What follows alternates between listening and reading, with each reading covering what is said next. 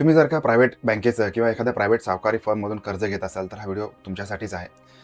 उत्तर प्रदेश आहे. उत्तर प्रदेशमधला हा बिजनौर भाग आहे. याच्यामध्ये टेंडरी नावाचं एक गाव आहे. याच्यामध्ये पुखराज नावाचे 52 वर्षाचे एक व्यापारी आहेत. व्यापारी म्हणजे त्यांचा वीटभट्टीचा व्यवसाय, त्याच्याबरोबर ते घोडागाडी चालवतात. त्यांची पत्नी आहे रमेशिया. त्यांना अनिता आणि सुनीता नावाच्या 19 आणि 17 वर्षाच्या 2 मुली आहेत.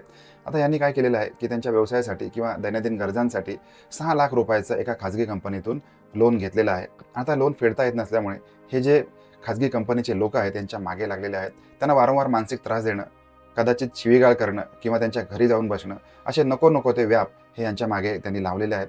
आता या सगळ्या गोष्टींना कंटाळून मानसिक त्रास झालेला आहे आणि या 52 वर्षीय पुष्कराज यांनी आपली जी पत्नी आहे, त्याचबरोबर आपल्या 17 आणि 19 वर्षाच्या ज्या 2 मुली आहेत, यांना विष दिलेलं आहे. 52 वर्षाचे पुखराज आणि त्यांची जी पत्नी आहे रमेशिया, अनिता आणि सुनीता, या संपूर्ण परिवाराला पुखराज यांनी विष दिलेलं आहे आणि विष देऊन सगळ्यांना मारण्याचा प्रयत्न केलेला आहे. परंतु पुखराज आणि त्यांची एक मुलगी सुनीता यांची प्रकृती अत्यवस्थ आहे आणि त्यांची पत्नी रमेशिया आणि दुसरी मुलगी अनिता हिचा मात्र दुर्दैवी मृत्यू झालेला आहे.